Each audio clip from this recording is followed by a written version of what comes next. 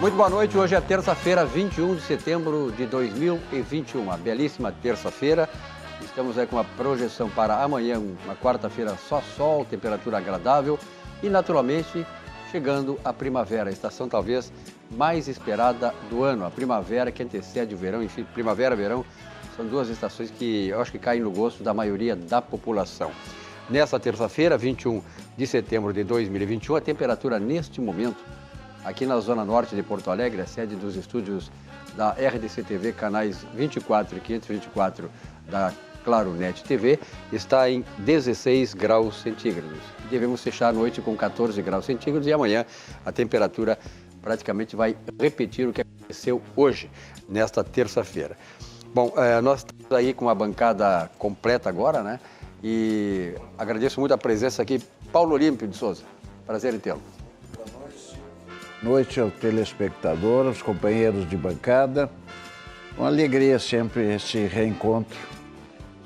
Semanal tem sido, né? Pelo menos. Nós estamos usando ainda um casaquinho de frio, né? Porque a temperatura caiu hoje, né? Tu falava na chegada da primavera. E a primavera é a única estação fêmea.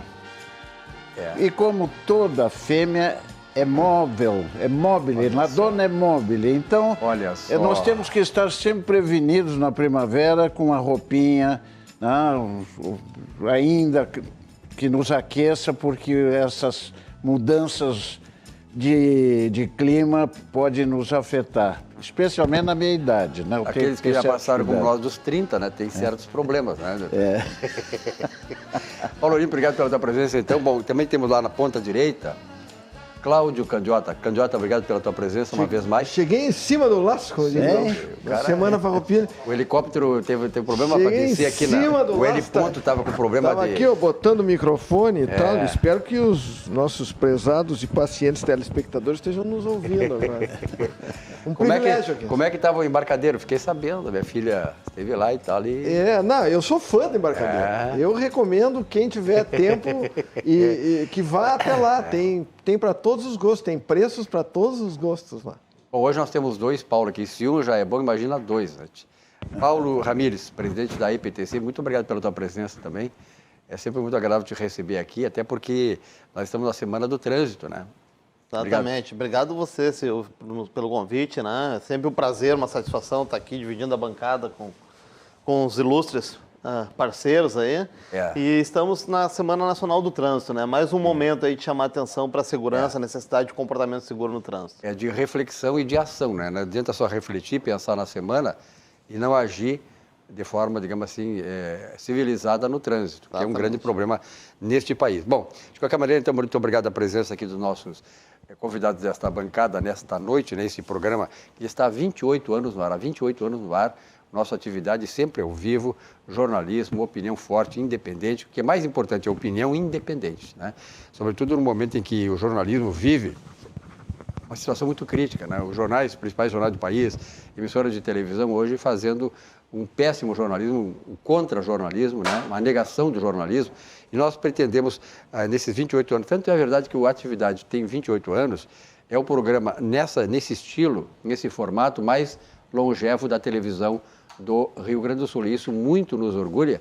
E, naturalmente, esta longevidade se dá pela respeitabilidade que temos para o telespectador, pela seriedade e pela responsabilidade daqueles que estão aqui dando a sua opinião, independente, como eu sempre friso. Bom, o programa sempre tem no começo, né, o segmento do esporte. Vamos passar rapidamente aqui, porque, na verdade, nós vamos ter uma rodada importante agora no final de semana, que reúne o Grêmio Internacional de novo. O Grêmio que está melhorando a sua posição, o Inter que deu uma grande avançada, mas nenhum deles está livre ainda completamente, principalmente o Grêmio, da questão do rebaixamento. Então é preciso que Grêmio Internacional leve muito a sério a questão, né, para poder resolver isso e chegar.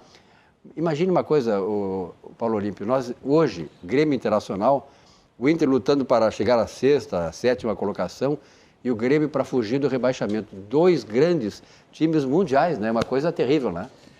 Mas as coisas estão voltando ao seu lugar. Tivemos um fim de semana de homenagem à Semana Farroupilha, né? Os gaúchos estiveram muito bem no fim de semana. O Grêmio, especialmente, jogou como o Grêmio, sintonizou com a história do Grêmio, vinha querendo enfeitar muito e jogou muito bem e amarrou o Flamengo. O Luiz Felipe Scolari amarrou, ganhou taticamente do Renato nessa disputa no Maracanã. O Grêmio voltou a ser o que era, um time gaúcho disputando como time gaúcho. Não deu espaços, marcou bem e tendo uma oportunidade, marcou. E soube segurar bem a defesa. Eu acho que o Inter ainda está devendo em qualidade, mas não em resultado. Está invicto a 7 jogos e já está olhando, como diz o seu treinador, para cima, já está buscando uma classificação que esteja, Silvio, à altura da história do Inter, como o Grêmio também vai subir e corresponder à sua história, ao seu passado. Enfim, o fato de jogarem uma partida por semana, Silvio, tem sido agora o motivo maior, a meu juízo, de ter vigor para disputar até o fim das partidas e os resultados, buscar resultado até o final. O Inter tem marcado sempre quase ao final, porque tem um excelente preparo físico. Então, nós estamos na abertura da primavera, voltando ao lugar de onde nós nunca deveríamos ter saído no nível técnico e tático e na história do futebol brasileiro. Nunca o Grêmio e o Inter começaram tão mal no campeonato nacional. Começaram mal, mas eu tenho quase segurança que não vão terminar mal esse campeonato nacional. Ou seja, ouvindo o Dr. Paulo Olímpio, nós podemos concluir que, aproveitando a primavera, Dr. Paulo Ramírez e Candiota, o Grêmio Internacional, a dupla Grenal, está desabrochando. Desabrochando. É mesmo? E aí, Paulo Ramírez, você... Reflorescendo. Reflorescendo. Para não deixar segundo as intenções, né? Não desabrochar, né? E aí, Paulo Ramírez, gremista ou colorado? Gremista, né? Eu concordo ali com o Dr. Paulo Olímpio, final de semana foi bom, né, para a dupla, e eu particularmente fico satisfeito com o resultado obtido pelo Grêmio, né? Porque depois dessas últimas 2 partidas, especificamente contra o Flamengo, né, de fato, neste jogo, neste terceiro, era o que precisava ganhar, né? E foi lá e ganhou. E do ponto de vista tático, né, de fazer a amarração e tentar neutralizar, né, as armas do Flamengo, foi muito parecido com o primeiro tempo, lá daquele primeiro jogo da Copa do Brasil, né, onde não se aventurou muito.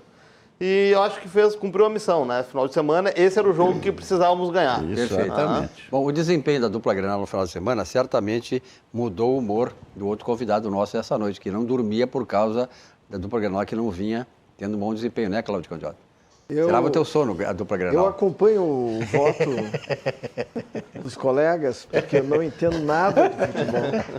Mas, obviamente, o que eu fiquei sabendo que o Grêmio ganhou, né? O que nos deixa muito felizes. Ficou sabendo agora, viu? Ele ficou sabendo agora. Vocês deram essa notícia para ele. Não, porque a minha mulher, meu filho acompanha. Ele é um torcedor por ouvir dizer.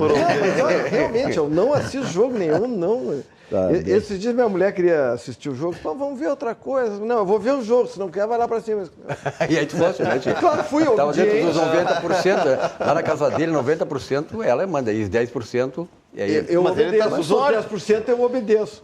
Bom, não, porque eu digo que se tu consegue mandar 10%, tá com sorte, né? Porque não muda muito em nenhuma residência. É que 90% das vezes, eu já disse aqui várias vezes, 90% das vezes ela tem razão.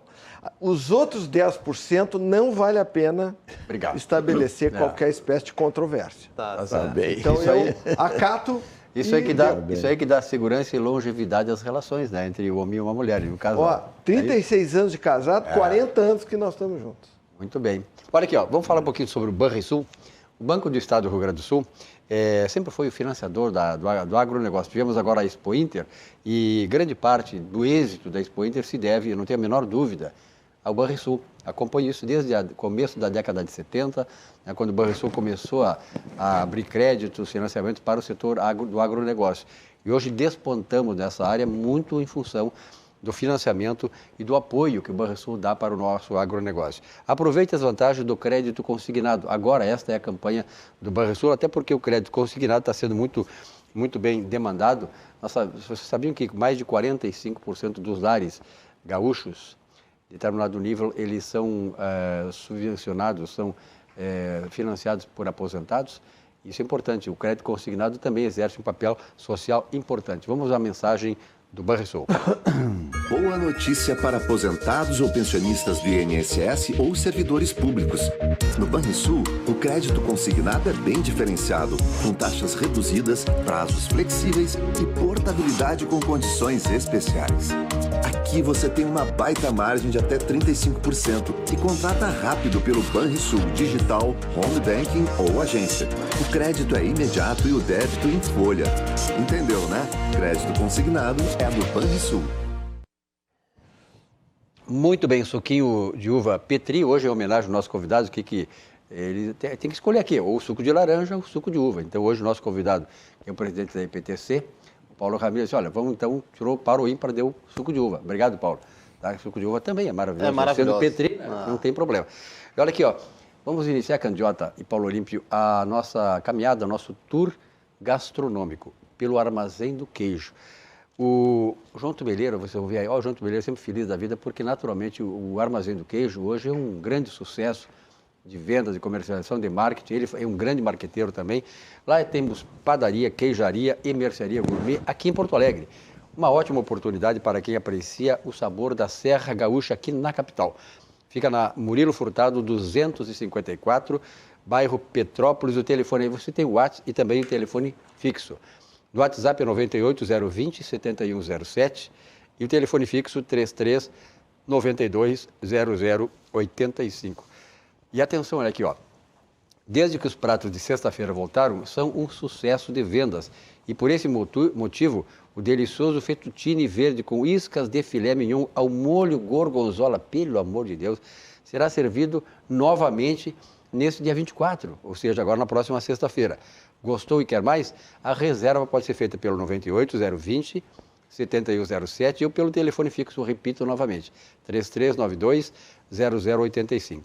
O prato dessa sexta-feira, é bom lembrar, ele será servido sempre para o jantar. Portanto, quem optar pela entrega receberá após as 14 horas. O mesmo vale para quem vier retirar na loja. Quanto custa? 65 pila o prato, o qual serve para 2 pessoas. Realmente é imperdível esta promoção do Armazém do Queijo. Nós estamos aqui com o Sucos Petri, né?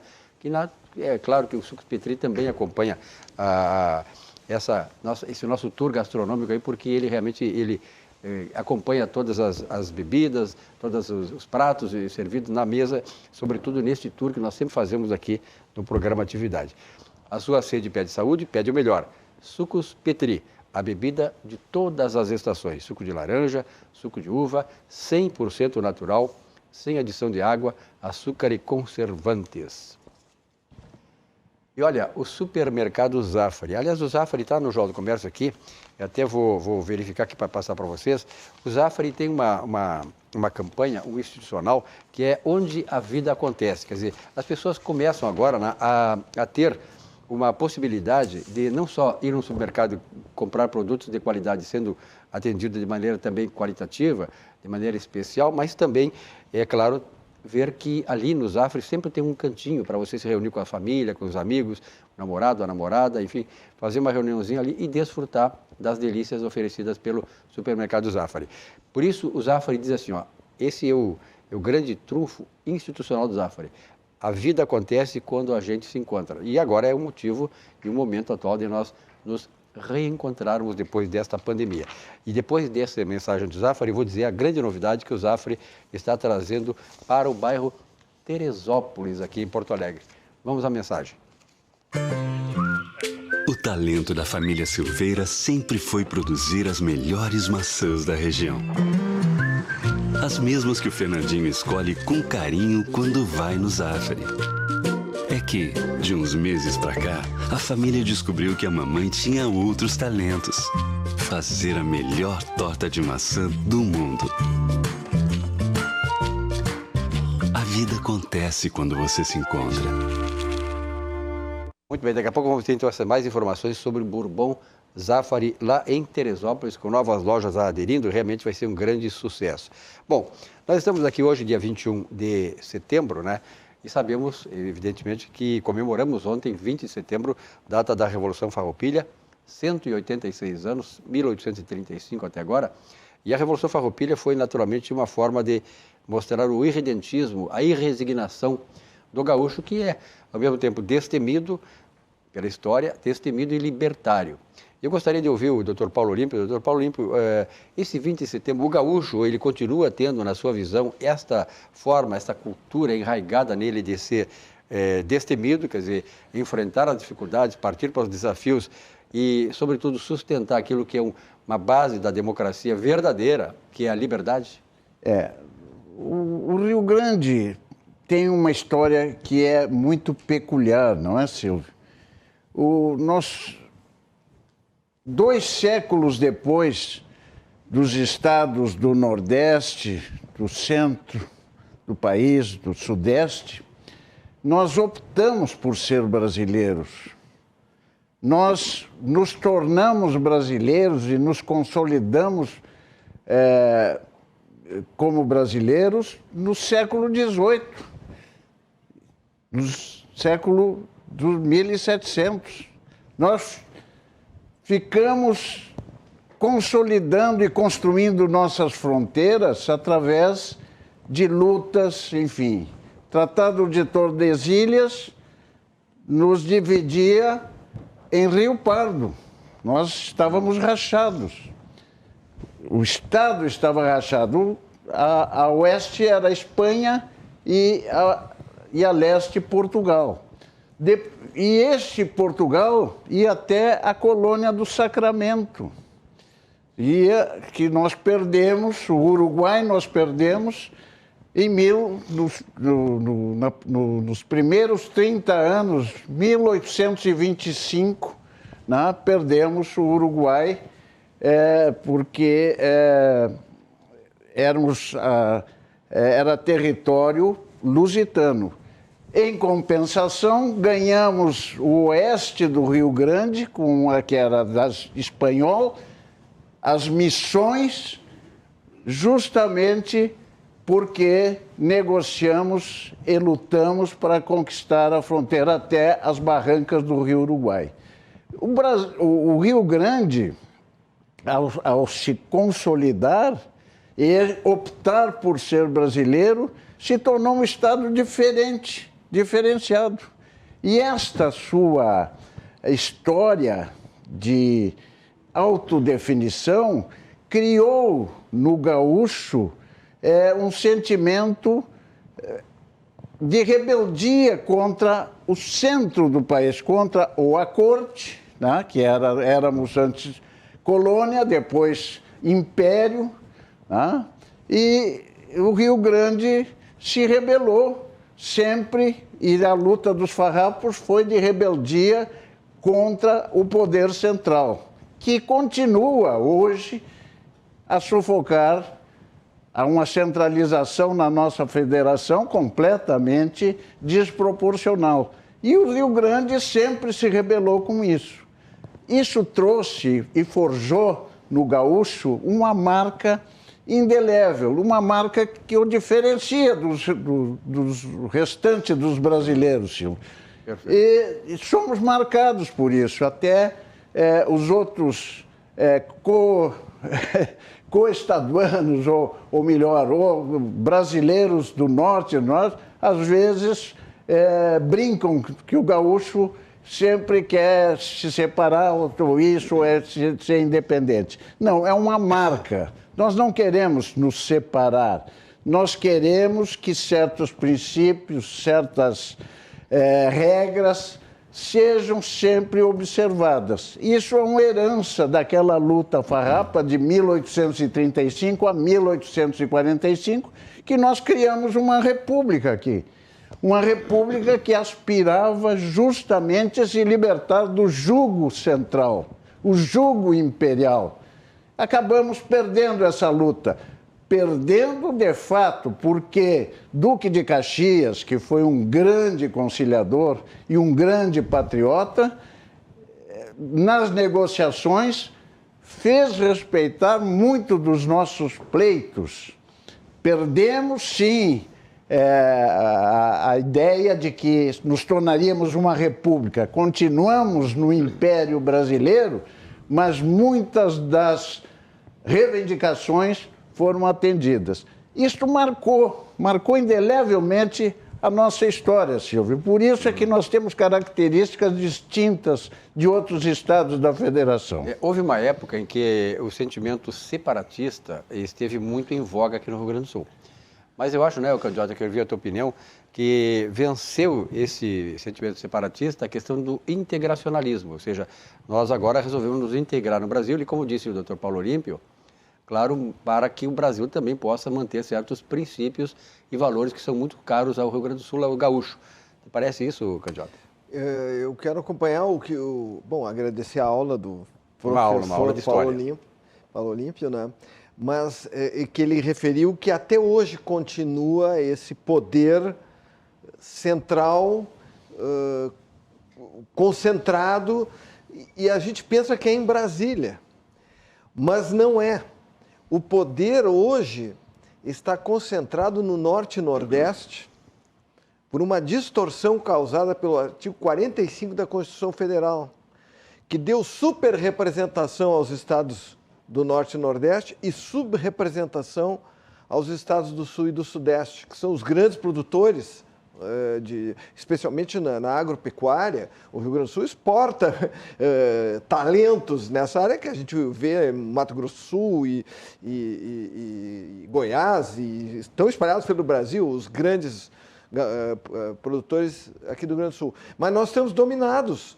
O Congresso Nacional está dominado pelo Norte e Nordeste, porque eles têm mais voto. Um voto no Norte e Nordeste vale 20 vezes mais do que vale um voto em São Paulo. Então, quem se elege ou monta o tal chamado presidencialismo de coalizão, que mais adequado seria presidencialismo de corrupção, ou ele é boicotado, porque o domínio está nesses chamados coronéis, que eu acho que é uma injustiça com os coronéis, né? Por esse grupo aí do Norte e Nordeste, lá, os Renan, Calheiros, Barbalhos. Ratificando a tua tese, quem é que preside a Câmara? Quem é o representante de que estado? Piauí, né? Não, esse é o chefe da Casa Civil. Ah, sim. Que se não puxa para lá, também não vai. O chefe da... esse Pacheco... Mas esse pelo menos, esse Rodrigo Pacheco é de Minas Gerais.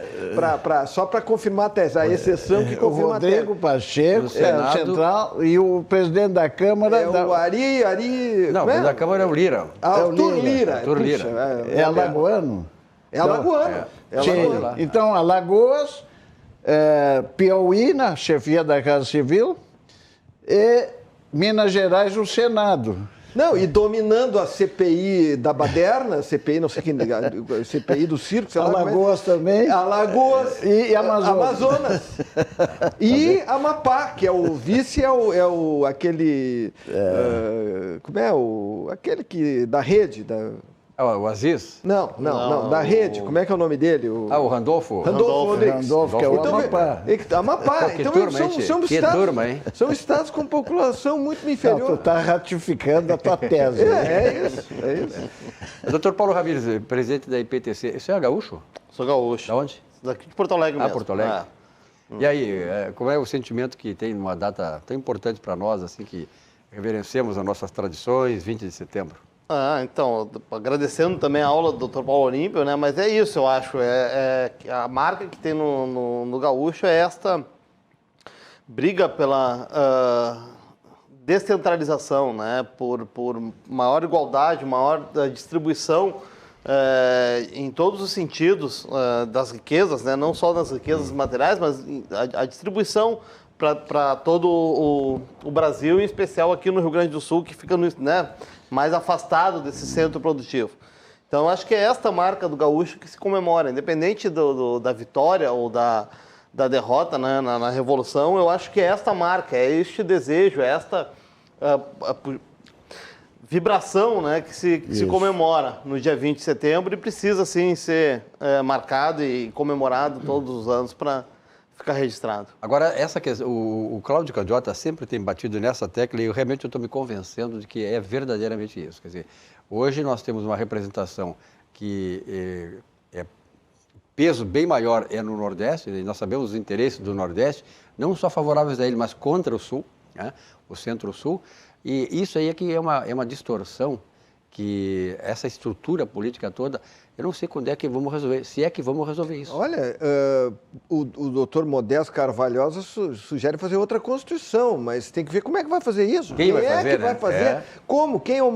É complicadíssimo. Agora, deputados federais eleitos no Norte e Nordeste com 7 mil votos...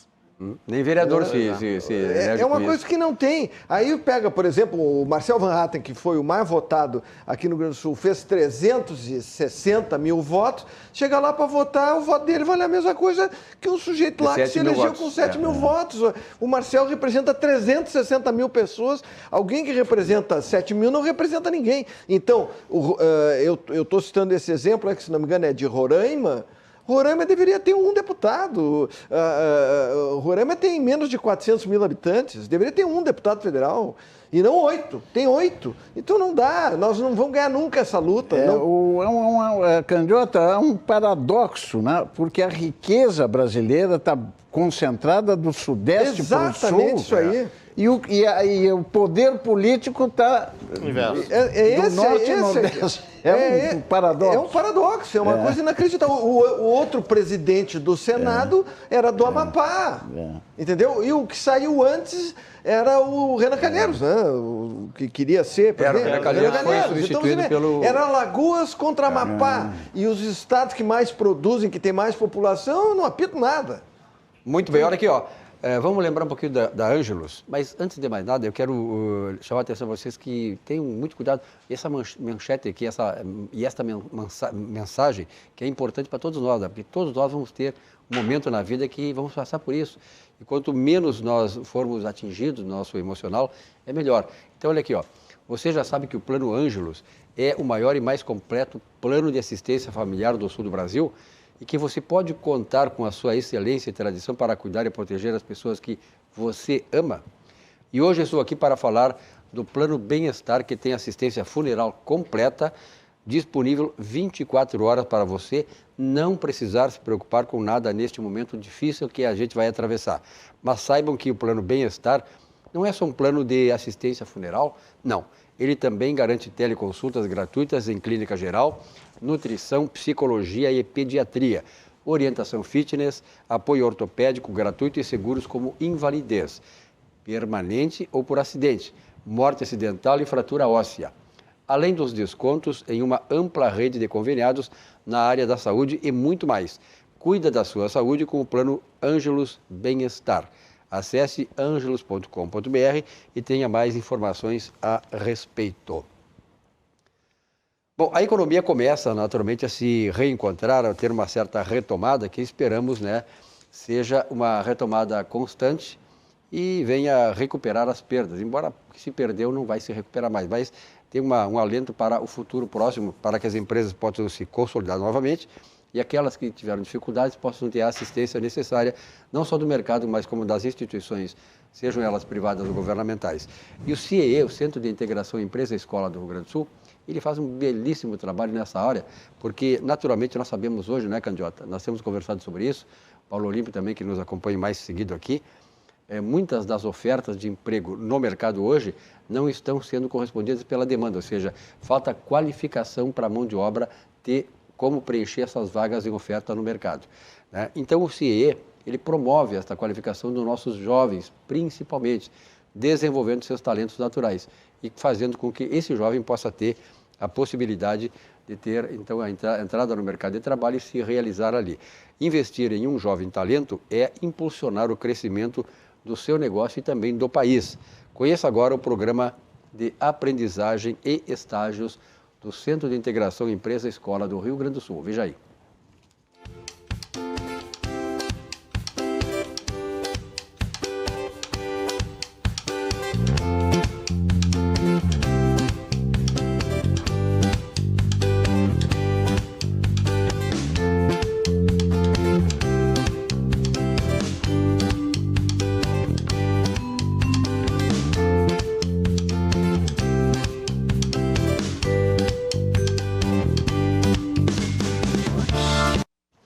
19 horas e 25 minutos, nossa atividade sempre ao vivo aqui na RDC TV, canais 24 e 524 da Claro Net TV. Bom, nós estamos recebendo aqui a visita do Paulo Ramires, que é o presidente da Empresa Pública de Transporte e Circulação, a nossa EPTC, que faz um grande trabalho aí, a EPTC, que ao longo do tempo ela veio se ajustando, né? E eu me lembro muito bem que quando começou a EPTC, havia um certo ranço, né?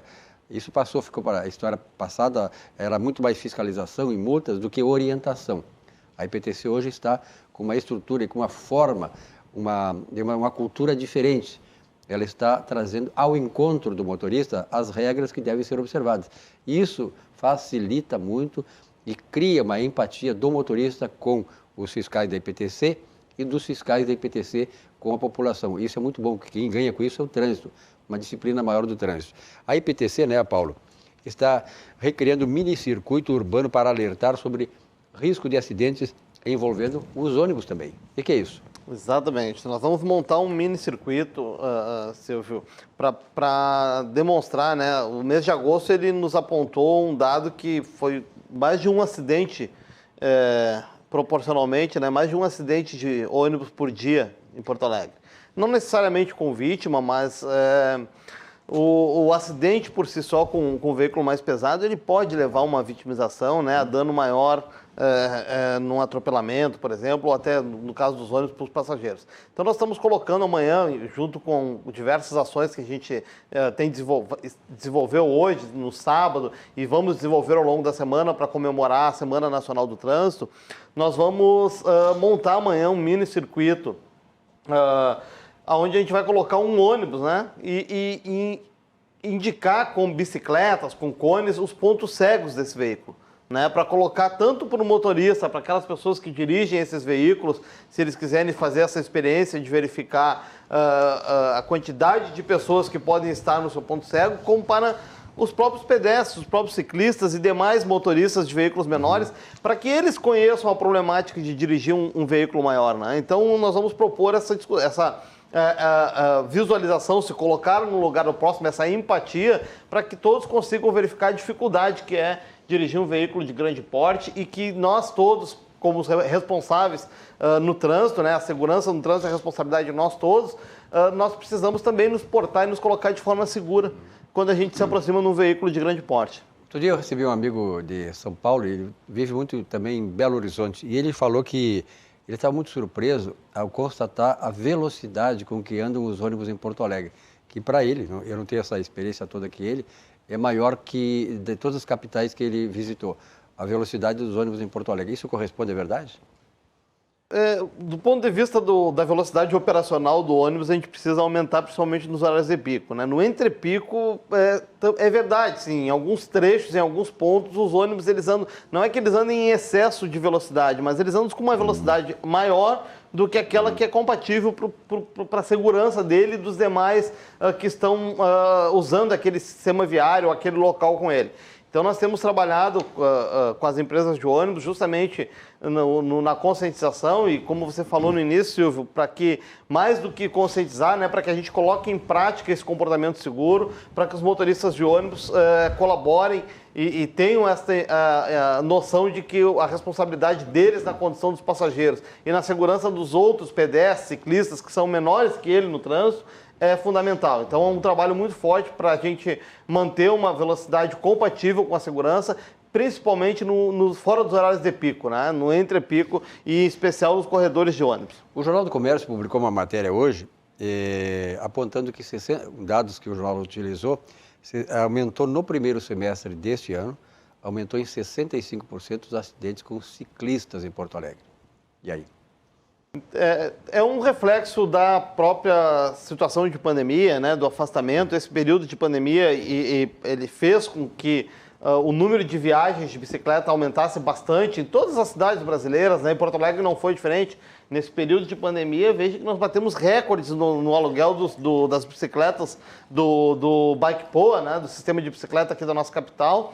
Então, e aí muitas vezes o que acontece? Esse novo ciclista, né, que passou a se deslocar de bicicleta para evitar uma aglomeração, para eventualmente buscar uma outra alternativa de deslocamento, ele não está habituado, não está treinado, né, talvez, com esta condição. Então, fato, aumentou o número de acidentes com bicicleta em Porto Alegre, não do ponto de vista de gravidade, mas os pequenos acidentes, e isso está fazendo com que a nossa equipe, a coordenação de educação, né, para a mobilidade, e agora nessa Semana Nacional do Trânsito também, trabalhe o ciclista, né? Nós temos feito abordagem do ciclista, incentivando e passando dicas para eles de como eles devem também se comportar, como eles podem contribuir para a segurança deles e dos demais. Porque além do deslocamento de mais pessoas pela bicicleta, também tem o delivery, né, que é muito utilizado para bicicletas.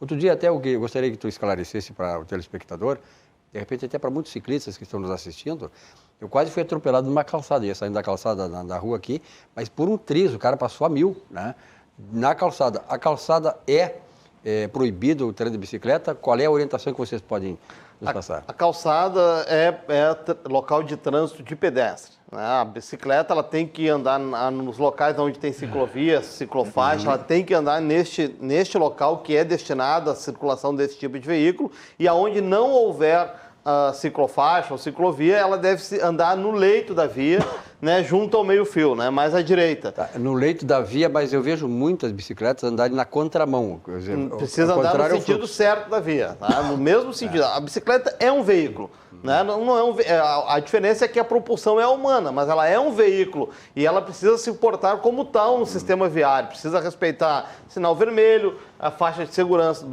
da travessia do pedestre, precisa respeitar todas as regras de trânsito. Ela é proibida andar no contrafluxo, então? No contrafluxo é proibido andar a bicicleta, ela precisa andar no mesmo sentido da via. Porque, na verdade, assim, tu vai sair de uma garagem e tem uma rua que mão única, vem de lá para cá, por exemplo. Como eu faço na minha... Outro dia eu quase atropelei um ciclista exatamente por isso. Então, tu fica aqui cuidando de quem vem de lá. E aí o ciclista vinha desse lado. Tu fica cuidando aqui, quando tu vai. Quando tu vai, vem o ciclista e quase atropelei. Quer dizer, é uma imprudência do ciclista. E, aliás, ele é a parte mais frágil do trânsito. Exatamente. Há uma campanha específica para alertar o ciclista nesse sentido? Tem sim. Não só nesse sentido especificamente do sentido de fluxo, mas do respeito a todas as normas, né? Existem alguns casos específicos que a calçada ela pode ser compartilhada com o ciclista, mas ela vai estar sinalizada tanto para os pedestres como para os ciclistas terem conhecimento. E quando ele usa esse espaço que é compartilhado, ele precisa reduzir a velocidade, né? Se na ciclovia, na ciclofaixa, pode circular até 20 km por hora, na calçada são 6 km por hora a velocidade máxima, ele precisa andar em velocidade reduzida. E equipamento na bicicleta? A maioria da bicicleta não tem retro, não tem espelho, não tem iluminação para a noite e tal. Isso aí também é uma exigência, é uma transgressão. Quem não tem uma bicicleta, digamos, com esses equipamentos? Precisa ter o sinalizador, né, intermitente na sinalização noturna, precisa usar o capacete, né, e ter também retrovisores, né, o espelhinho retrovisor e a buzina. São equipamentos que precisam ter na bicicleta. Eu não vejo quase bicicleta atendendo essas exigências. Aqui nós temos feito um trabalho, Silvio, assim, antecipando aqui, que talvez já houveram alguns questionamentos para a gente sobre a questão de aplicar multa, né, nos ciclistas, né? Nós estamos trabalhando muito ainda na questão da conscientização e na informação das pessoas, né? Porque se nós olharmos aí para trás na nossa história de trânsito na cidade, a utilização da bicicleta como meio de transporte ele é novo, né? Ele é recente, é de poucos anos. E nesse período de pandemia, em especial com as pessoas procurando aumentar a renda em delivery, usando a bicicleta como meio de transporte mesmo para evitar, às vezes, pegar um ônibus ou ter que pegar até pelo custo do combustível também, né? Até por economia. O preço do combustível. Né? Então, mas o uso da bicicleta, ela é nova na nossa sociedade, como este meio de transporte Porque antigamente era usada muito como lazer, né? Como a gente ia no parque, no esporte, final de semana. Então nós estamos investindo muito ainda e apostando muito ainda na educação dos ciclistas, na orientação para que eles compreendam que precisa ter o espaço deles respeitado. Nós, pedestres, quando nós estamos caminhando, também precisamos respeitar a ciclovia. Temos que tomar esse cuidado, e é comum a gente ver o pedestre caminhando e correndo na ciclovia, né? Fazendo exercício. Ali é um espaço destinado à bicicleta, mas nós estamos investindo bastante na educação e na informação para a gente ter um trânsito melhor. Paulo, eu tenho notado que eu sempre, quando falava sobre trânsito, nós vivemos a tragédia do trânsito, estatística, há alguns anos atrás, e eu tinha um apólogo que eu ilustrava em aula até, quando falava de crimes no trânsito, né? O apólogo era o seguinte: discutia o câncer, a peste, não vale a Covid é mais recente, na época não tinha, né? E a tuberculose discutiu quem ceifava mais vidas, né?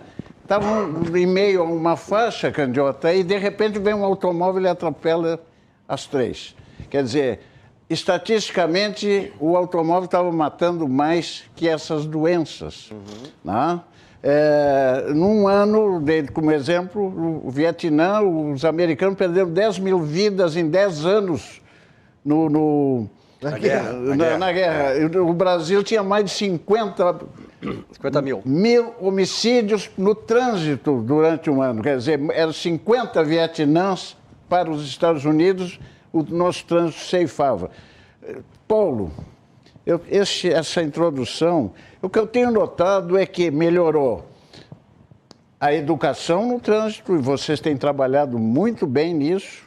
O segundo item, Candiota, lá, da tua segunda pátria, os Estados Unidos. Que, por sinal, abre em novembro.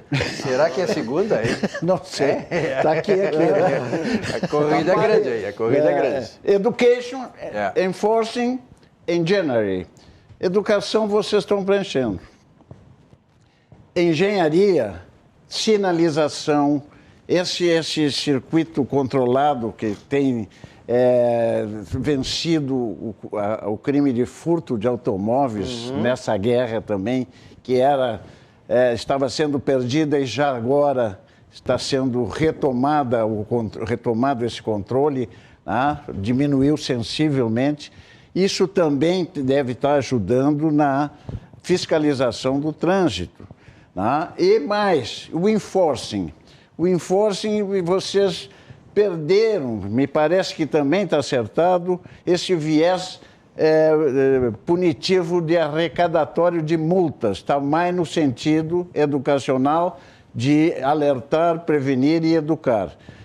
Isso tem dado resultados estatísticos positivos para essas ocorrências do trânsito? Este cenário, né? Tem sim, doutor Olímpia.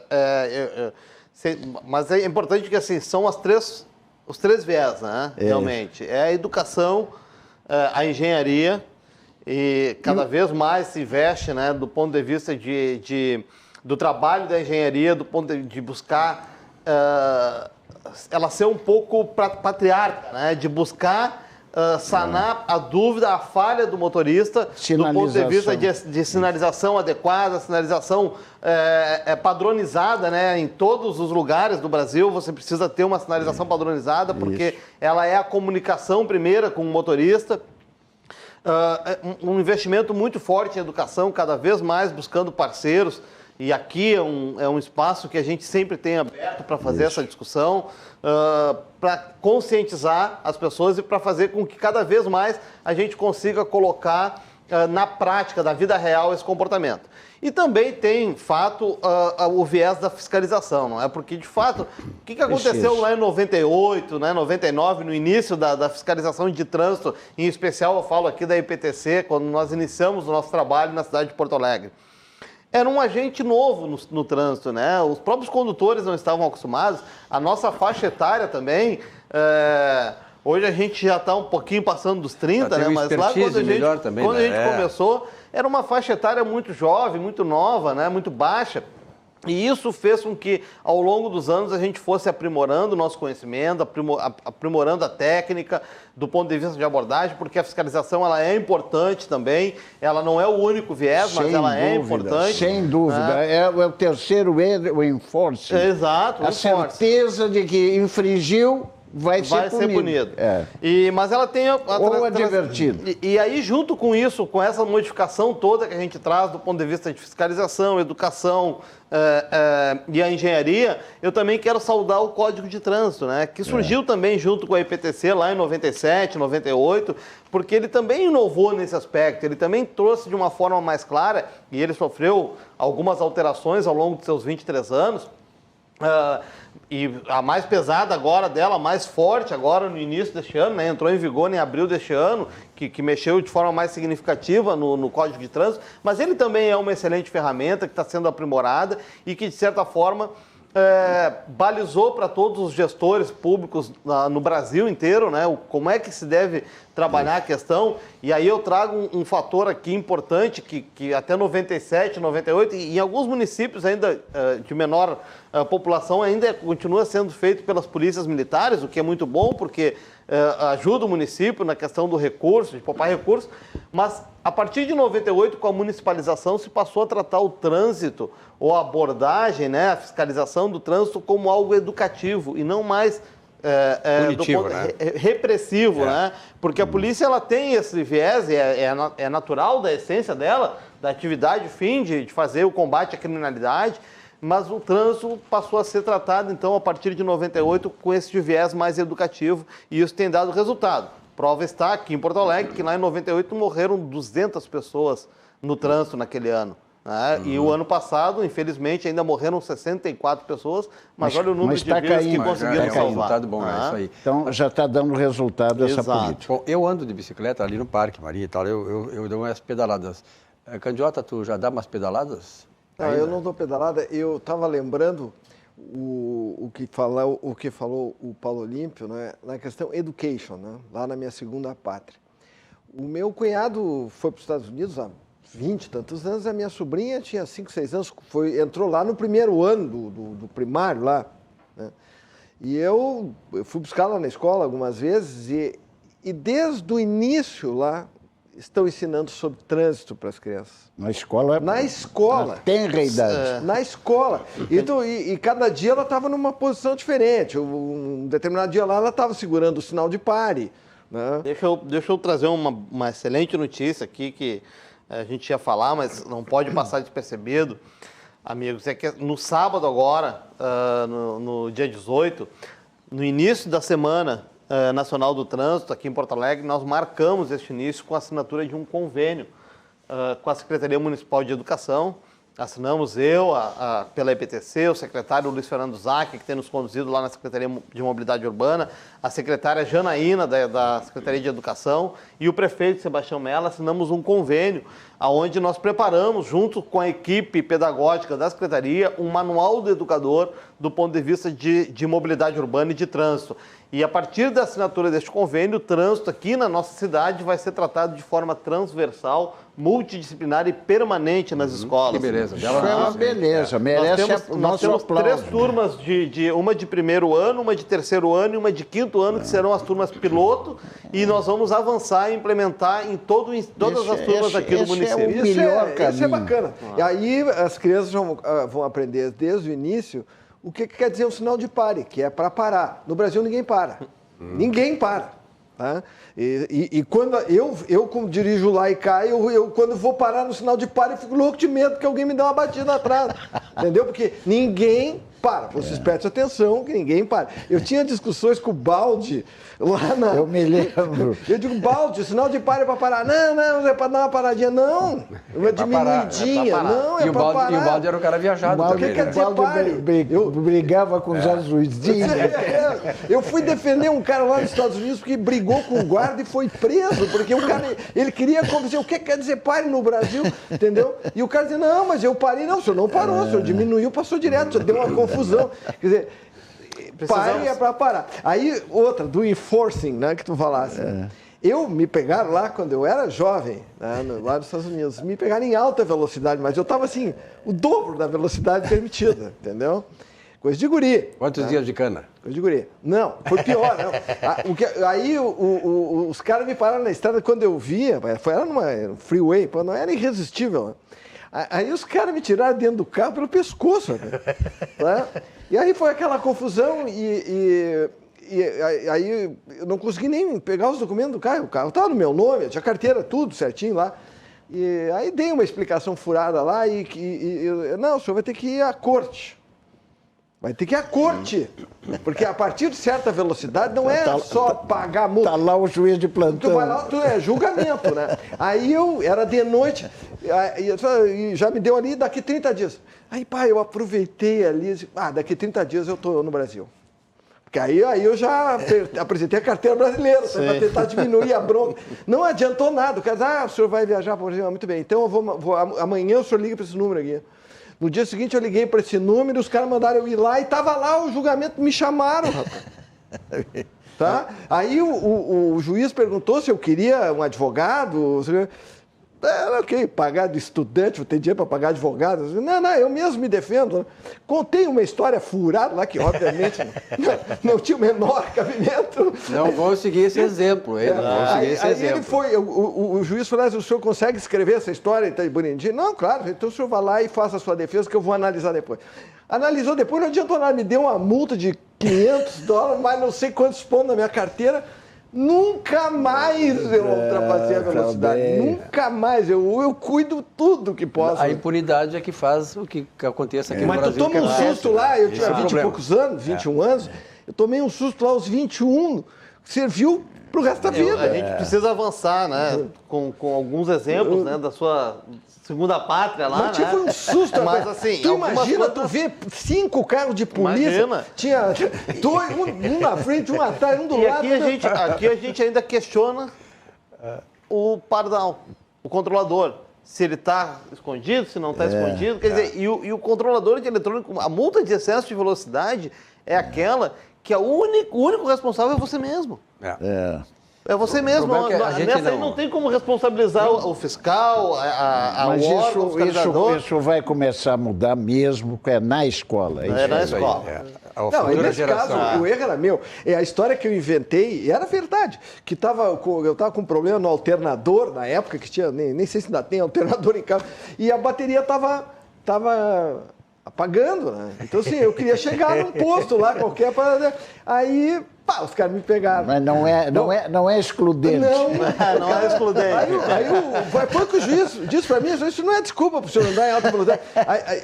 E o guarda foi ali no carro, eu deixei o motor ligado, se desligasse, não pegava de novo. Deixei o motor ligado, o guarda foi lá, não, desliga, desligou o carro, já não pegou mais.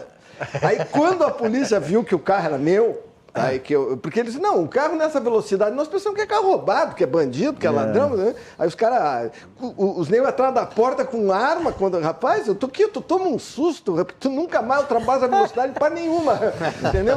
Aí, quando ele viu que o carro era meu, mudou o tratamento. Aí me ajudaram, fizeram ponte para ligar a bateria do carro, me acompanharam até Mas foi a corte. Mas fui para a corte e o susto valeu pro resto da vida. Tem telespectador que diz assim o seguinte, o doutor Cláudio Cadiota deve ter recebido os guardas e ouvido deles o seguinte, o senhor é brasileiro? Não, mas quando eu apresentei a carteira americana. Entendeu? Tu já queria enganar os caras, total. Não, mas eu tinha. Não, mas tu queria. Não sou brasileiro, coisa nenhuma. Mas é que o carro é americano, está registrado nos Estados Unidos. E eu tinha a carteira americana, eu apresentei a carteira americana. Então não tem conversa, se é brasileiro, se não é brasileiro. Eu vim com a história do brasileiro para tentar atenuar, mas não adiantou nada. Ferrou mais ainda, né? Super documentado, mas infringiu. Tchau pra ti. Se tu tivesse lá, se fosse um cara de esquerda aqui, os direitos humanos já iam te livrar dessa aí. Sim, aqui os direitos humanos, só porque o cara me tirou pelo pescoço. Pelo pescoço, exatamente isso. Aqui, ó, Minuto Ciber, recebi agora do Cibers. Os médicos estão com a gente nos momentos mais importantes das nossas vidas, desde a primeira batida dos nossos corações.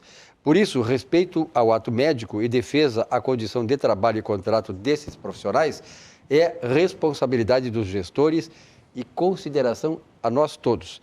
e de nós todos. Valorize os médicos, valorize a vida. Simers, defender os médicos é defender a saúde. É defender não só a saúde, né? As boas condições de trabalho dos médicos, mas defender também a sociedade. Vamos começar agora, Candiota, nosso tour gastronômico. O que tu acha aí? Vamos. Vamos. Na hora da janta. Na hora da janta, vamos começar lá pelo Barranco, né? Há 51 anos no coração dos gaúchos. Barranco é realmente um local tradicional aqui. A gente sabe muito bem que o pessoal que vem aqui, nossos convidados, nossos amigos, querem sempre ir lá degustar no Barranco, né? Lá provar aquele melhor chopp da cidade, o melhor churrasco. Na verdade, o Barranco é o ponto de encontro da capital gaúcha. Subindo ou descendo a Protásio? Tu prefere subir ou descer a Protásio para ir no Barranco aí? A descer, né? Que é a direita, né? Porque fica à direita. Exatamente. Complexo Barranco, Barranquinho, ambientes climatizados e ao ar livre. Está chegando agora, a primavera entra entre hoje e amanhã. Então, época maravilhosa e tal, agora as coisas já estão já melhores, né? A gente já pode se encontrar e o Barranco tem todas as condições de infraestrutura sanitária para garantir lá o problema do distanciamento, enfim, todas essas coisas que são estabelecidas pelo governo. Telefone do Barranco é 51 33 31 6172. Reserve, de repente você quer levar seu grupo de amigos, família, o pessoal da empresa e tal, e realmente é um grande ambiente. Também é lá no Barranquinho, né? O Barranquinho que o telefone é 30 28 23 10, o Barranquinho que é atendido lá por Léo Piscine. E aí o pessoal do Barranco sempre está junto lá, o pessoal, os proprietários estão sempre junto lá das pessoas, dos clientes, e por isso que é uma certa fidelidade, não só a esse atendimento carinhoso, afetuoso, amigo, né, de qualidade, mas, claro, as comidas, né, a gastronomia, a culinária que o Barranco oferece. A Aspecir Previdência é uma instituição de previdência complementar aberta, estabelecida em valores éticos como a transparência e a responsabilidade. Com mais de 100 anos de trabalho e dedicação, ela é reconhecida por sua atuação no ramo previdenciário, sempre inovando e desenvolvendo produtos que atendam às necessidades e, claro, proporcionem a tranquilidade aos seus associados. A Aspecir Previdência, a certeza de um futuro tranquilo para você e para a sua família. Muitas pessoas, Candiota, Paulo Olímpio e Paulo Ramires, muitas pessoas nesta pandemia, o fato de ficar em casa e tal, conviver mais com a família, também constataram que era necessário fazer uma mudança, uma reforma na casa. E por isso a Elevato é o local em que você deve visitar. O Elevato tem orgulho em ser a maior rede de acabamentos para a construção do Rio Grande do Sul. E um imenso prazer em deixar a sua casa do jeitinho que você sonha e quer. E também sempre quis. São mais de 15 mil produtos, mais de 1.000 itens exclusivos e mais de 150 marcas conceituadas. Na Elevato, você encontra a maior variedade de produtos de acabamentos do estado, porcelanatos, vinílicos, laminados, metais, louças, aquecedores, tintas, banheiras e spas. Produtos exclusivos, Candiota, atendimento especializado, negociação personalizada e garantia própria em todos os produtos, Dr. Paulo Olímpio. É uma coisa maravilhosa, é algo assim que a Elevato nos orgulha muito, porque realmente é uma empresa gaúcha, né? Tem os pés no chão aqui, mas ela é hoje reconhecida nacionalmente. Vamos a esta mensagem da Elevato. Quando você entra numa Elevato, não damos apenas as boas-vindas à loja, mas as boas-vindas à sua nova vida. Na Elevato, você encontra a maior variedade de acabamentos para construir o seu sonho, o seu lar. E você conta com serviços especiais, como instalação e agendamento programado de entrega. Na Elevato, atendemos você com todo carinho, porque sua casa é nossa causa. Bom, são 19 horas e 53 minutos, nos aproximando das 20 horas aí desta terça-feira, dia 21 de setembro, né? Entrada da primavera e tal, mas o assunto hoje em voga, não só aqui no Brasil, mas praticamente no mundo todo, é a questão da Organização das Nações Unidas, né? E a reunião inicial que aconteceu hoje com a palavra do presidente do Brasil, que é uma tradição lá desde Oswaldo Aranha, né? E o presidente Jair Bolsonaro esteve na ONU hoje defendendo o seu governo, defendendo aquilo que nós sabemos que é o Brasil real. Não é o Brasil da ficção, não é o Brasil da canalice, não é o Brasil da invenção, não é o Brasil daqueles caras que não tem nenhum tipo de patriotismo pelo país e amor à sua pátria, e que a única coisa que eles fazem é fazer com que haja uma má impressão fora sobre o que está acontecendo no Brasil. Esta falta de brasilidade, eu digo falta de caráter desses políticos, é que trazem muitos problemas nossos fora daqui. Mas de qualquer maneira, né, candidato, eu gostaria de começar por ti. Esta palestra inicial do presidente Jair Messias Bolsonaro na ONU hoje. Olha, eu ouvi, vindo para cá, eu tive que ouvir no celular, porque durante o dia realmente não tive tempo. Né? Achei que ele foi muito correto. O que ele disse é o que se sabe, falou das manifestações, falou da vacinação, que o Brasil já vacinou um percentual alto de primeira dose, né? E percentualmente o Brasil passou dos Estados Unidos, né? Por sinal, eu estava indignado com os Estados Unidos, porque pelo menos vai abrir dia 1º de novembro, porque eles estavam nos exigindo quarentena no México e a situação no Brasil está melhor do que a do México. Né? Então, eu achei adequado o discurso dele, não achei agressivo. Eu, pelo menos, assim, como ouvi só uma vez na correria antes de sair de casa, não se me escapou alguma coisa, e como eu não ouvi nada, nem li nada na imprensa, imprensa marrom, esquerdopata, eu também não sei qual foi a opinião. Deve ter sido, provavelmente, que ele declarou guerra à China ou algo assim, porque eu não ouvi nada. O que eu ouvi do que ele falou me pareceu que reflete o que está acontecendo, assim. Se eu me enganei, peço desculpas, mas... É verdade, o presidente Bolsonaro defendeu as obras do seu governo, que é uma coisa que a gente não tem, por exemplo, acesso o apoio pela grande popular, imprensa, né? Pela grande imprensa. Das manifestações. Então, de certa maneira, ele mostrou aquilo que é o real que está acontecendo, porque a grande mídia não mostra isso. E vou te dar um remédio aí. A grande mídia não gostou. Achou que foi uma vergonha o que o presidente fez. Foi isso aí, esse termo usado. Não consegui perceber. Se vem deles isso aí é porque foi um discurso adequado que o presidente fez. Tudo que a grande mídia for contra o Bolsonaro é porque ele está no lugar certo. Eu não percebi nada assim de inadequado. Não percebi. São Paulo Olímpio. Eu ouvi atentamente o presidente e acho que ele se ouve muito bem. Se ouve bem como chefe de Estado e não como candidato. Uma assertiva que eu faço e constatei que ele, muito bem assessorado, preparou um discurso... Assertivo. Vendendo o Brasil muito bem numa Assembleia da Organização das Nações Unidas, com o mundo de olho e atento ao seu discurso, especialmente depois, porque ele ganhou uma mídia, o americano, candidato, tu sabe bem, o americano médio não está dando nem bola para aquilo que vai dizer o presidente lá na ONU, mas ele ganhou uma mídia fantástica quando, por força de não estar vacinado, ele é um negativista, confesso, com relação à vacina, embora o Brasil esteja em 5º lugar no mundo entre os que mais vacinam, né? O seu governo vacina, mas ele não se vacina. Muito bem, o prefeito de Nova York criou o clima e censurou publicamente. E ele ganhou uma publicidade gratuita e foi comer pizza na calçada e fez também uma mídia excelente para o fogo de chão. Conseguiram uma mesa fora do restaurante e ele comeu, e a comitiva comeram um churrasco brasileiro, né, em Nova York, na calçada.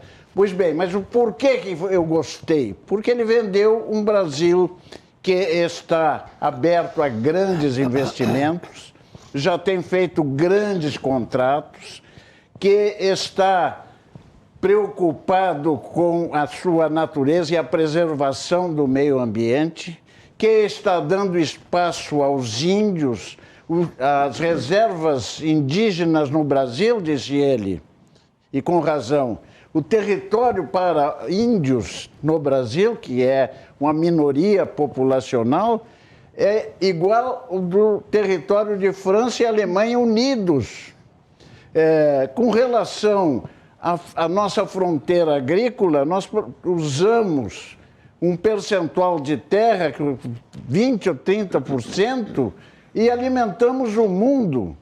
E o território da Amazônia, que equivale a toda a Europa Ocidental continental, está preservado. Estamos combatendo, temos área e temos reservas naturais para alimentar o mundo.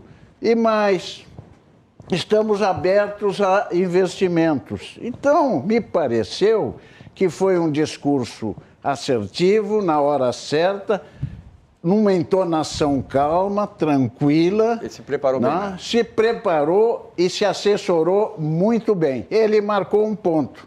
E eu acompanhei a mídia, que é sistemática contra ele, ficaram com um discurso um pouco gaguejante. Por quê? Porque ele acertou essa vez. Ali estava um representante do Estado brasileiro e não um candidato à reeleição. Eu fico feliz porque, como eu disse, eu ouvi na corrida, esperando o elevador para vir para cá e ainda assim cheguei atrasado, por culpa minha. Mas eu tive essa percepção, então eu fico feliz. E ele falou alguma coisa como a imprensa está falando mal do país, e eu me lembrei de um fato que aconteceu comigo quando eu era estudante e que eu morava nos Estados Unidos, década de 70. E fui convidado para dar uma entrevista na TV lá como estudante, num canal lá qualquer. E eu pensei que era um programa local lá da cidade, lá onde eu estava, mas o diabo era que era um programa que transmitia para os Estados Unidos inteiro. Eu só fiquei sabendo na hora. Então imagina eu com, 20 e poucos anos dando entrevista. Aí e estava comigo um outro estudante, também brasileiro, e aí quando eu vi aquilo ali, eu cheguei pro cara assim, tu não fala mal do Brasil. Assim, eu consegui falar para ele baixinho, assim, tá do meu lado. Aí começaram a fazer perguntas sobre o Brasil, e eu me lembrei dessa história por causa do Paulo, da IPTC.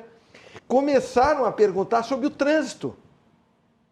É verdade que lá no Brasil morrem tantas pessoas, não sei quantos, no trânsito, que não acontece nada, que a impunidade, não sei o quê, tudo que o cara estava me perguntando era verdade. E tinha o telespectador mandando as perguntas, rapaz. Aí eu, com a maior cara de pau, digo, não, essa informação completamente equivocada. O trânsito no Brasil é muito organizado. Imagina se a pessoa atropelar alguém, vai preso, vai ser processado e condenado. Eu tinha 20 e poucos anos. Agora, sabendo que era mentira. Agora vou lá dizer, não, é verdade, estão matando gente, estão isso, estão aquilo. Ora, teus problemas tu resolve em casa. Se tu quer falar... Eu lá fora jamais falo mal do Brasil. Jamais. E, no entanto, os esquerdopatas estão na rua... A única coisa que fazem é isso. Falando mal, chamando o presidente de genocídio, o que é falso, é uma mentira. Entendeu? Genocídio, então, é o ditador da Venezuela, da Cuba, da China. Agora, pelo amor de Deus, né? Não adianta ele ficar aqui rebatendo. Ele tem que usar o que ele usou hoje. Tem que falar as coisas boas. Falou coisa positiva, mas... O mundo está com dinheiro represado.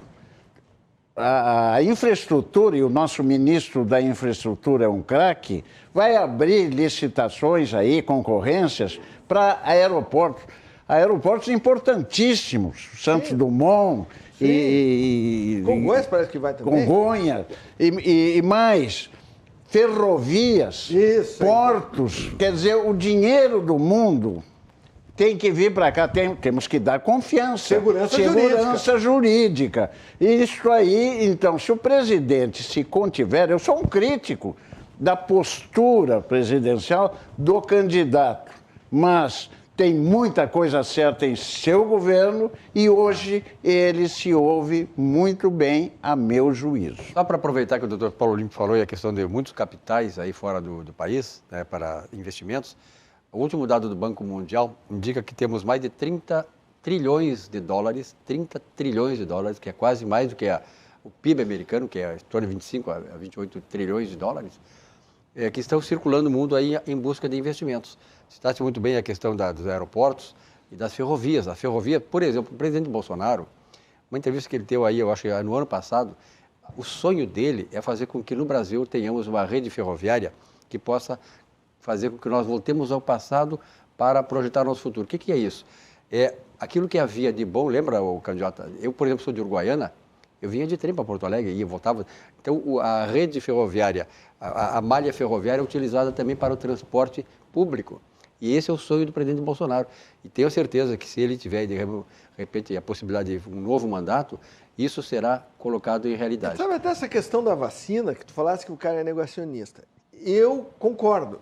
Ele deveria fazer a vacina. Eu acho. Não, mas a questão do negacionismo é o seguinte, a explicação que eu escutei, que não foi dele, foi de um militar, dizendo o seguinte, que é aquela história que ele quer ser o último a ser vacinado porque os outros têm mais têm preferência, né, mais direito do que ele, né, e ele já teve a Covid e tem imunidade, e faz exames periódicos, e a imunidade de quem teve, na maioria dos casos, pelo que se ouve, é muito maior do que aquele que faz a vacina. Tanto que alguns países permitem que tu entre só com o exame, o teste, né? Outros querem a vacina. Os Estados Unidos vão querer vacina e teste. Tu vai ter que apresentar o certificado de vacina e o teste. E tem um detalhe que eu, aproveitando o gancho aqui, misturando o assunto, mas só para não me esquecer, eu tenho ouvido na mídia, de um modo geral, que nos Estados Unidos não vão aceitar quem foi vacinado com Coronavac. Eu vou perguntar isso para a embaixada, porque eu li, o CDC, que é o Centro de Controle de Doenças dos Estados Unidos, emitiu uma resolução onde ele dá essas condições. E as vacinas que são aceitas são aquelas que foram homologadas pela Organização Mundial de Saúde em emergência, como emergência. E a Coronavac foi. Eu não me interessa se tem maior ou menor, eu não conheço nada de vacina, não quero saber. Se mandar tomar a terceira dose, vou tomar, tomo a quarta, não quero saber. Então isso aí eu vou esclarecer, porque eu tenho a impressão que há um equívoco com relação aos Estados Unidos. Agora vai haver a terceira dose, tudo bem, não sei como é que fica, mas eu vou ler de novo e vou perguntar para a embaixada dos Estados Unidos. O Johnson estava lá, o Johnson foi negacionista no início, você lembra disso? Depois se vacinou. Hoje é propagandista da AstraZeneca e estava falando para o Bolsonaro, mas como não estava... Toma a AstraZeneca, que é excelente, fez propaganda. Ele deveria fazer. Então, essa postura de turrão, ele não precisava isso é desgastante, não precisava. Ele podia dispensar essa... Dispensar essa não vale a pena essa... Não vale a pena. Ele já voltou atrás com aquele discurso na Avenida Paulista, ele já voltou atrás e se deu bem. Não, e ainda ele levou uma gozação. Se retratou e se deu bem. Ele levou uma gozação lá do prefeito esse prefeito de Nova York, a posição dele é a seguinte, ele está à esquerda do Kim Jong-un. Então vocês por ali, vocês calibrem qual é a posição política do Bill de Blasio. Tá? Assim, o PSOL é partido de extrema-direita. O PSOL perto desse... prefeito lá, o cara é extrema esquerda mesmo. Aí ele disse, que ele devia tomar vacina em Nova York. Tu sabe o que eu faria? Se eu fosse ele, Bolsonaro, eu ia tomar vacina em Nova York. Inclusive porque é free. Entendeu? Que é? É de graça. De graça, é free. Entendeu? Então, sim, ele vai lá e escolhe a vacina da Janssen, porque é uma dose só, vai lá e se vacina. E ele teria uma repercussão fantástica. Não dá essa sugestão que tem muito brasileiro que vai para Nova York para tomar porque é de graça. Mas muita gente está fazendo isso. Tem o turismo de vacina, tem muita gente tomando. Olha aqui, vamos falar um pouquinho de auxiliadora predial. Simplificar a nossa vida e a sua vida é o nosso melhor objetivo da auxiliadora predial. A auxiliadora predial, que está lá em São Paulo também, despontando no mercado paulista, que é um mercado competitivo, onde tem lá muitas empresas desse ramo que são multinacionais. Mas a auxiliadora predial, com a sua competência, o gerenciamento eficiente e o retorno que dá para o investidor, ela está ganhando terreno muito fortemente e muito rapidamente no mercado paulista. Telefones aqui em Porto Alegre da auxiliadora predial, 32166100, e em São Paulo, claro, o 11 prefixo 23484000. A auxiliadora predial, um dos orgulhos da nossa área empresarial aqui no Rio Grande do Sul. E para curtir a sua vida em qualquer idade, é importante ter com quem contar. Pensando nisso, o CCG Saúde oferece o POP Humaniza, que é um plano de saúde completo e com valores acessíveis para quem tem 59 anos ou mais. Daqui a pouco tu já vai poder ver, Cláudio. Com mais 59 anos, o CCG Saúde. Com ele, você tem acesso a mais de 20 clínicas próprias do CCG Saúde, além do novo Hospital Humaniza, com laboratórios de análises clínicas, ressonância e tomografia com equipamentos de ponta. Além disso, você conta com o serviço de teleorientação CCG 24 horas para tirar suas dúvidas diretamente com a equipe médica, além da telemedicina, com consultas online sem sair de casa e com muitos outros serviços à sua disposição. Saiba mais sobre o POP Humaniza em ccgsaude.com.br. E agora, prosseguindo no nosso tour gastronômico, vamos chegar lá no Chihuahua, lá na Teixeira Mendes 1216. Chihuahua que começou lá no Menino Deus, pequenininho, mas já com aquela competência, aquela qualidade dos produtos que despertava a atenção. Eu, por exemplo, que sou morador do Menino Deus aí há quase 50 anos, frequentava muito o Chihuahua. E vou agora lá no Chihuahua, lá na Teixeira Mendes 1216. Tradição que perdura, assim como o movimento das ondas do mar. Olha aqui, Cláudio Candiota, casquinha de siri, moqueca de peixe, camarão adorê e bacalhau às natas. Que delícia! Realmente é um grande problema, Silvio, Paulo Ramires. O cara chegar lá e escolher, né? O que Silvio, a dificuldade é essa. Ontem, no feriado do Gaúcho, eu larguei a gadaria da campanha e fui para o litoral e fui ao Chihuahua. Olha só. E eu ia lá no Menino Deus, eu frequentava lá, ali ao lado do Marrocos. Isto. Né? Frequentava o Marrocos também. E não né? conhecia aqui, graças ao merchandising que é feito aqui no programa. Eu digo, eu vou lá, né? Mas almocei, eles dão almoço feriados, sábado e domingo. Imagina uma coisa, o senhor ia no Cine em Marrocos, saía dali, Chihuahua do lado. Chihuahua, é isso? Saía do Marrocos e ia para o Chihuahua. Isso, mas eu ontem almocei essa casquinha de siri. Deus o livre. E um risoto com frutos do mar, um troço maravilhoso. Olha, gostei muito, estacionamento fácil, acesso fácil e muito confortável o estabelecimento, sabe? Muito bem. Paulo Ramires, alguma coisa a mais sobre a IPTC aí? Seguimos, né, trabalhando e hoje nós realizamos aí mais uma blitz educativa dentro da Elas da são semana. feitas periodicamente, as blitz educativas? São feitas periodicamente. É uma questão que nós implementamos aí na nossa nesse momento em que a gente está conseguindo trazer algumas ações diferenciadas e é onde a gente faz um blitz tanto para motociclista como para motoristas de automóvel, do ponto de vista de poder fazer um momento de conversa com o condutor e com o piloto da motocicleta, passando para eles algumas orientações, algumas dicas da dirigibilidade, da pilotagem da motocicleta. Muitos não sabem como é que se verifica ou como é que se acompanha a questão do desgaste dos pneus. Então a gente conversa sobre essas questões de segurança, tenta conversar com os motoristas também, se há o hábito, né, de uma vez por semana, né, fazer uma verificação no sistema de iluminação do carro, porque carros novos, né, pode queimar a lâmpada, pode entrar alguma peça com problema e você não perceber. Então tem que criar o hábito de fazer essa verificação periódica, de verificar os pneus, fazer uma verificação na questão de segurança da motocicleta, do veículo, antes de se colocar na via. E hoje a gente teve a oportunidade de repetir hoje nós fizemos especificamente para os motociclistas e distribuímos também, junto com o material, com dicas de pilotagem segura, distribuímos um chaveiro próprio de educação, né, da IPTC, para que ele coloque na chave da motocicleta. E sempre quando estiver no trânsito, sempre quando estiver pilotando a sua motocicleta, olhe para aquele chaveiro e se lembre que ele também é responsável pela segurança de todos no trânsito. Perfeito. Um belo trabalho que a IPTC realiza junto ao trânsito, e sobretudo aqui em Porto Alegre, onde ela atua. Né, doutor Paulo Olímpio, a gente sempre torce para que esse trabalho da IPTC dê frutos. E o fruto o que é? Menos acidentes, menos mortes, né? E um trânsito mais civilizado em nossa cidade. Casa dos Óculos, a qualidade é toda a prova. Fica ali na Andradas 1802, bem no centro histórico da capital gaúcha. Os horários da Casa dos Óculos estão aí, ó.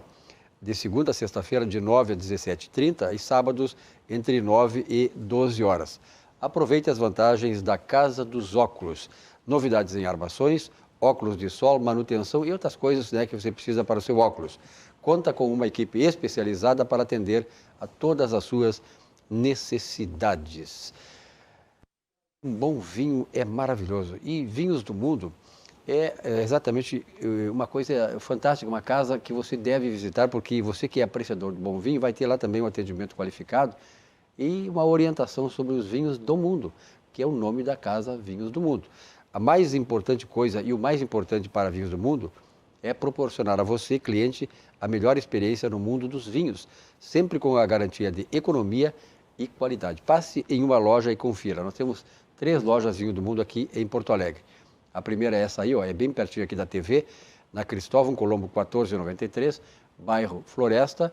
Depois na Alameda Alípio César 203, bairro Boa Vista, também aqui em Porto Alegre. E a outra lá no Menino Deus, onde eu frequento, 1135, bairro Menino Deus, na capital.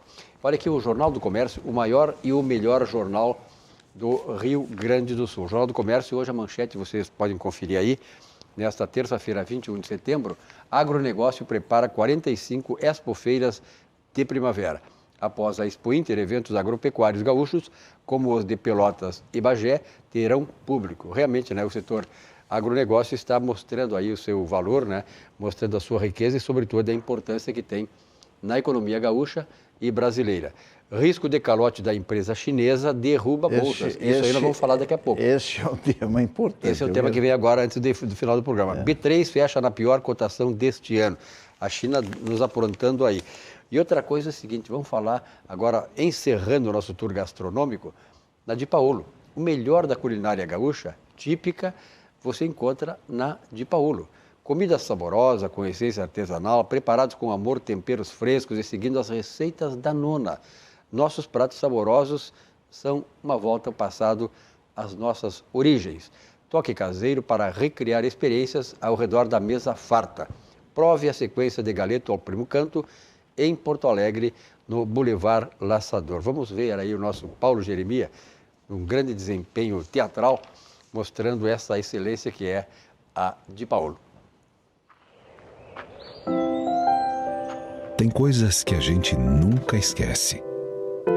A nossa origem é uma delas. E os rituais familiares nos conectam com o nosso lado mais verdadeiro. Se você fechar os olhos, consegue lembrar desses momentos passados? Cozinhar é um ato de amor. Na casa da nona era assim. O cuidado na escolha dos ingredientes, o capricho no preparo, o tempero caseiro. Cada receita carregava uma história da comida típica da Serra Gaúcha.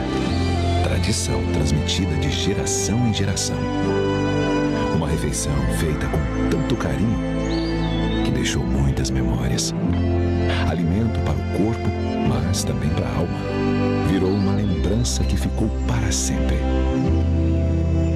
No Di Paolo, respeitamos todos os processos de qualidade e técnicas, mas não abrimos mão de uma coisa: o sabor artesanal da Casa da Nona. Oferecemos comida autêntica para recriar experiências. No Di Paolo, nós queremos que você se sinta em casa. É como voltar para aquele almoço de família com mesa farta. É como voltar às suas origens. Di Paolo, Cucina de la Serra Gaúcha.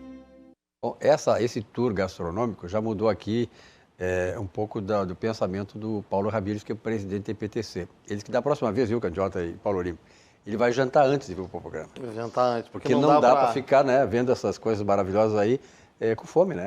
É verdade. Desse tour aí eu tive esses dias de Paolo aí. Quando passou agora aqui, eu disse, tem que jantar antes. Não dá para vir para cá. Aqui, se você exagerou... Fiquei vendo as imagens e lembrando do sabor, né? Recentemente estive lá. Você vai lá como o Paulo Ramírez foi, como nós fomos também, como sobretudo o Ayrton Domingos Bernardoni, que seguidamente vai lá.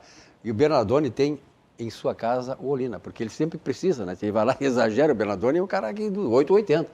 Ele chega lá, não consegue se conter com esses pratos maravilhosos, repete 3, 4 vezes para vários pratos, depois dá nisso aí, mas ele resolve com Olina. essência de vida. Qualquer problema gastronômico, enfim, todo aquele problema estomacal que dá, comeu demais e tal, a Olina resolve. É tiro e queda, né, o Paulo Olímpio? É isso aí. Eu sou usuário da Olina há muitos anos. Desde que eu era promotor lá na fronteira, comia muita carne gorda, né?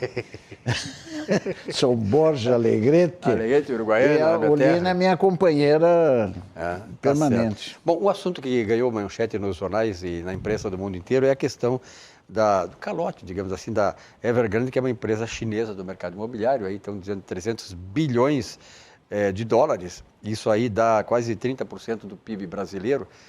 Doutor Paulo Olímpio, qual é a sua impressão sobre essa questão envolvendo a China? Isso trouxe uma inquietação mundial que repercutiu, evidentemente, nas bolsas do mundo todo. Aqui do Brasil, caiu a bolsa e subiu o dólar. Foi uma coisa imediata. Veio essa notícia da China, quer dizer, o calote chinês. Então, todo mundo ficou, como diria o Baldi, né, Candiota? O dinheiro é covarde, né? Ele foge. Vem uma notícia dessa, o dinheiro se esconde. Pois bem,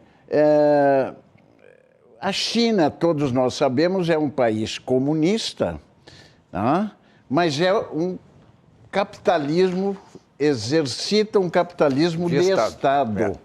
Não há a liberdade de uma democracia ou mesmo de uma social-democracia. É um país comunista mesmo, né, controlado pelo Estado. Mas usa a economia como se fosse um país liberal no plano econômico. E se tornou, em função disso, de ser liberal na sua economia, a segunda potência econômica do mundo. E esse calote, com dimensões de 300 bilhões, trouxe essa convulsão mundial. E nós não sabemos que consequências advirão daí. Nós sabemos, sim, que a China é a parceira comercial do Brasil, hoje a maior. É quem negocia e quem compra nossos minerais, nossos cereais, nossas aves, nossos porcos, nossa carne, enfim. As commodities brasileiras têm no mercado chinês o seu maior cliente. Então, isso terá, sim, consequências sérias no país. E eu queria aqui ouvir, não o nosso coordenador Silvio, mas o economista Silvio, que está muito mais legitimado que eu para antever qualquer consequência nefasta que pode ter um calote desse. Eu acho que, minha opinião de neófito na área econômica, de que o Estado chinês, com todo o seu controle, não vai deixar quebrar. Evidente, ele vai usar reservas que deve ter para evitar que essa situação se espalhe ou traga consequências mais gravosas. O que acha? Não há dúvida, né? Eu não tenho essa percepção total assim, de ver as coisas. Eu acho que nenhum economista tem para adivinhar o que vai acontecer. Mas, na verdade, isso aí é um grande choque do ponto de vista do poder da China de influir em mercados. Particularmente, viu, o Paulo Olímpio, já que pediu uma opinião, na verdade, nós brasileiros não podemos depender de um único cliente que seja preponderante. A China, por exemplo, ela começou lá atrás, começou com um mercado pequenininho, e ela foi sendo conquistada pelo Brasil, do ponto de vista das exportações brasileiras, exatamente como meio de diversificar as nossas exportações, que tinham preferencialmente o mercado americano, né? Então, hoje nós estamos na situação atual, que é a seguinte: nós estamos dependentes muito da China, mas nós temos mercados. Hoje, a questão do alimento, hoje a Índia está precisando de alimento, o mundo inteiro, a Europa está. Então, nós dependemos da China hoje, mas não é um problema sério se nós perdermos esse mercado, e acho que as consequências também serão dramáticas para o mercado mundial, isso aí, né, o Candiota? Pois eu estava pensando no crise do subprime nos Estados Unidos, em 2008. Lehman Brothers. Que foi em setembro de 2008, se não me engano, que faliu o Lehman Brothers. E eu estava tentando me lembrar do nome do presidente do Banco Central naquela época. Deixa eu ver se eu acho aqui. Aqui? O nosso? Do Banco Central de lá, que é o Federal Reserve. Da tal segunda pátria. Que era um cara famoso. E eu escutei uma entrevista dele, estou procurando... Era o Paul... Alan Greenspan. Alan Greenspan. E eu ouvi uma entrevista dele em que ele dizia o seguinte: eu me enganei. Depois que deu aquele zebu desgraçado lá, que começou a dar a quebradeira tremenda e atingindo empresas, etc e tal, eu me enganei. Eu pensei que o mercado resolveria esse problema. Eu deveria ter intervindo. Porque quando eles fizeram uma espécie de intervenção, por exemplo, o governo americano comprou ações da General Motors, né? E depois, aí a empresa se manteve funcionando, depois vendeu, até ganhou dinheiro. Ganhou dinheiro. E, inclusive, essa solução saiu lá do primeiro-ministro inglês, que agora também não me lembro o nome, a idade pega, né? Não me lembro do nome dele. E a ideia foi dele, né, de comprar ações e não emprestar dinheiro. E isso não deixou de ser uma intervenção estatal na iniciativa privada, lá nos Estados Unidos, quando já era tarde. Não sei se os chineses vão fazer isso. Não, lá eles têm mais capacidade de intervenção do que os Estados Unidos. Né? Então, quem sabe façam isso. Porque esse presidente do Banco Central lá, o famoso, né, foi um dos mais famosos presidentes do Federal Reserve nos Estados Unidos, Alan Greenspan, disse: não, eu errei, eu apostei demais na capacidade do mercado. Agora, a saída para essa crise chinesa, para esse calote todo de mercado, não tem. Eu acho Sim, porque não tem dinheiro que... De mercado não tem. Eu acho que o Partido Comunista Chinês, porque na verdade quem manda é o Partido Comunista Chinês, Sim. Até para a preservação dos negócios chineses no mundo inteiro, ele deverá intervir. Ele vai arrumar um rombo vai intervir. E aí, Paulo, o que te parece essa crise? Atinge a ouvindo, IPTC também? Estava ouvindo atentamente, nos atinge sem dúvida nenhuma, porque quando se fala em economia, ninguém escapa, né? É verdade. Ninguém escapa. Mercados interligados, né? Mas eu estava ouvindo aqui as opiniões, a aula, né, dos três parceiros aqui de bancada hoje, que eu estou tendo o prazer de compartilhar.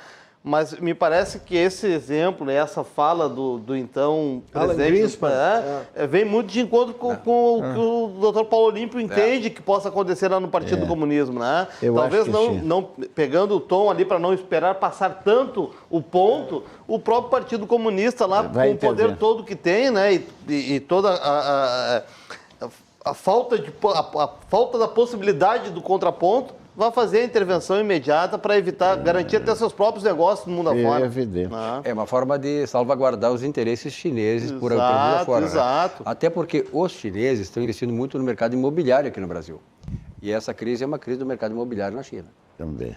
Até um amigo meu que é republicano, lá nos Estados Unidos, ele disse para mim assim, se o presidente fosse republicano, na época, ia ser um desastre muito maior, porque o republicano não teria feito essa intervenção, né, que eu estou aqui tentando... Gordon Brown, acho que era o nome, mas não tenho certeza, não quero chutar porque eu não tenho certeza. Né? Foi antes, não. Em vez de fazer aporte de recurso público, compra ações. E aí eles foram comprar ações, as empresas se recuperaram e depois o governo revendeu as ações. Mas nós estávamos em 2008 aqui, numa bonança ainda, com sobras de coisa, e seria só uma marolinha. Seria só uma marolinha. 4 anos depois estourou. Explodiu tudo. Ontem virou assunto esse assunto, virou assunto de final de dia na minha casa. Ontem, quando a gente viu a notícia, eu disse, olha a marolinha de novo. Olha, eu vou agradecer as aulas dos mestres aqui, parceiros de bancada, e agradecer a paciência dos nossos queridos telespectadores. Dr. Paulo Habib, dizendo que foi um privilégio ter estado com vocês. Ele deu aquela paradinha, parece o Pelé, deu a paradinha do pênalti para fazer o gol. Para fazer o gol. Sempre do mesmo que E aí, Paulo, obrigado pela presença aqui, Paulo. Obrigado, nós agradecemos a IPTC pelo espaço, é sempre uma satisfação poder vir aqui falar com os telespectadores e com os amigos aqui da bancada. E deixo um recado final, então, para que nos acompanhem lá no nosso Instagram, toda a programação dessa Semana Nacional do Trânsito que nós vamos estar desenvolvendo. Muito obrigado. Doutor Paulo Limpo, obrigado pela sua presença. Eu quero também agradecer o compartilhamento desse programa com essa bancada. O Candiota sempre é um reencontro, né, Candiota? Sempre muito alegre. Nos lembramos dos Reguilheiros da Notícia e do nosso amigo Flávio. Nos lembramos da Casa Velha. Quando tu tinha o cabelo bem branquinho, eu também. E bem tinha pretinho, cabelo, bem pretinho. Eu tinha cabelo. Né? E, Silvio, sobre a tua tranquila e eficiente coordenação, sempre é uma alegria estar nessa bancada. Muito obrigado, E cumprimentos à IPTC pela linha correta, meu juízo, que vem conduzindo o serviço público de trânsito na nossa cidade. Muito bem, você, telespectador, também muito obrigado pela audiência, pela fidelidade aqui à atividade. Tenham todos um bom descanso, uma boa noite e amanhã um novo encontro aqui no mesmo horário na RDC TV, canais 24 e 524 da Claro Net TV. Boa noite e até lá. Muito bem. Mas eu...